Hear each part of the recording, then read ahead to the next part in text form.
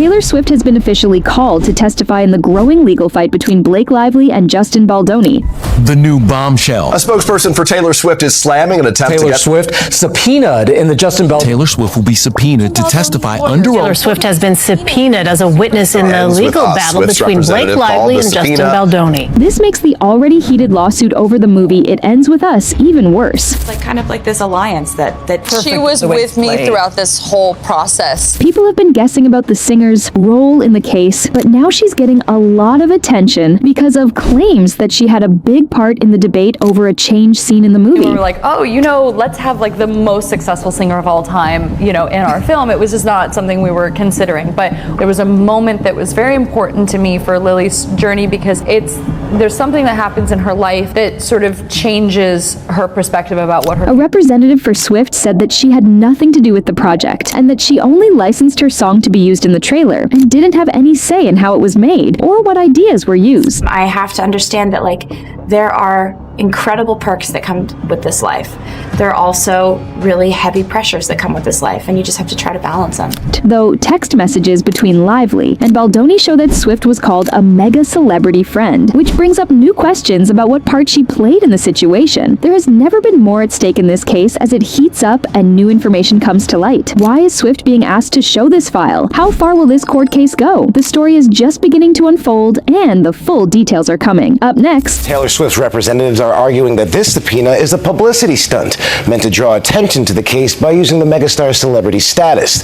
Swift's team is now strongly denying any meaningful involvement. I think for me it's really important to constantly challenge yourself. Taylor Swift was specifically named as one of Lively's dragons, supposedly, to get some leverage in terms of writing the script, as well as the fact that did she hold up licensing her song? I was going to ask you, are you responsible for getting that Taylor song in the trailer? I mean, That puts Taylor Swift right in the middle of this case in terms of what she may know. Taylor Swift subpoenaed in Blake Lively and Justin Baldoni. Legal drama Taylor Swift has been officially called as a witness in the defamation lawsuit between Blake Lively and Justin Baldoni. This makes the already complicated case even more difficult to understand. The lawsuit is about the movie It Ends With Us, and Swift's participation has been called into question, especially after text messages between Lively and Baldoni were found. It is said that Swift was mentioned as a mega celebrity friend in these texts during a heated argument about making changes to the movie's plot.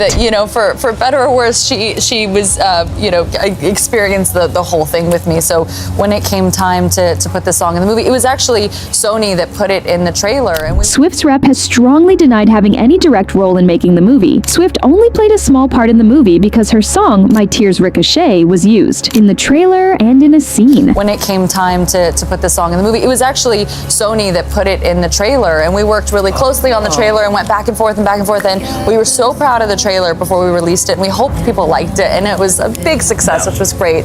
People loved it. By people, I mean me. Swift did not visit the movie's set or have any say in how it was chosen, scored, or made creative choices. The movie was being made at the same time that Swift was on her Eras tour, which was one of the biggest music shows ever. Even with these claims, Swift's name is now well known. Taylor Swift may have been involved somewhat in the background in what happened to Justin Baldoni. I mean, she was named in the lawsuit for a reason, and like I said on yesterday's show, it was her particular style, these Easter eggs. She was hanging out with them at that time. The New York Times article, a lot of what happened just seemed to have a flavor of Tay. Brings up new questions about how much control she really had over the project. The media are going crazy over the demand right now. Swift says she didn't have much to do with the movie, but the fact that her name was found in text messages between Lively and Baldoni has made people wonder what role she really played in shaping the story. The timing of the subpoena has gotten a lot of attention. People in the legal community and the public are wondering if her name was used to get attention or if she got caught in the middle of a much bigger disagreement by accident. Swift's subpoena is becoming a major issue in the case, and Justin Baldoni's lawyer is being very strict about the claimed wrong use of legal strategies in this case. Could Lively's acts be a part of a bigger plan to change how people think about her? Let's take a better look at what Baldoni's lawyers have been up to lately. You are going to depose Blake Lively, Ryan Reynolds, who else? Anyone that can provide evidence in this case is going to be deposed. I mean, That's for Taylor sure. Swift. She was there. She was there for that meeting. Justin Baldoni's lawyer, Brian Freeman, has criticized Blake Lively's claim and said she is bringing a sham case. Freeman says that Lively's team is using fake John Doe cases to avoid proper legal scrutiny and being fully responsible. Freeman says Lively's legal strategy is meant to help the people rather than focusing on the real claims that need to be made. Freeman has a lot of problems with the papers that Lively's lawyers sent out. He says that Lively's team used these orders to trick people and get information without being honest. Freeman says that the subpoenas were sent out without giving Baldoni or his lawyers a chance to fight them or even fully understand what they meant. Freeman also says that Lively and Reynolds had no legal reason to include Taylor Swift in the lawsuit. He thinks that Swift's name being added to the case is more of an attempt to distract from the real problems than to solve them. Freeman's words show that he is getting more and more angry about what he calls shady tactics that are meant to take attention away from the main accusations. He doesn't talk about the actual issues in the case. Instead, he says that Lively's team is using the media and the court system to their own personal and professional gain. As part of this bigger plan, Swift's lawsuit is seen as important, and Freeman says it's not honest. There are strong disagreements among lawyers about what Freeman said. Some people think he's right to fight back against what they see as unfair legal tactics, while others think he's just using words to avoid talking about the real problems.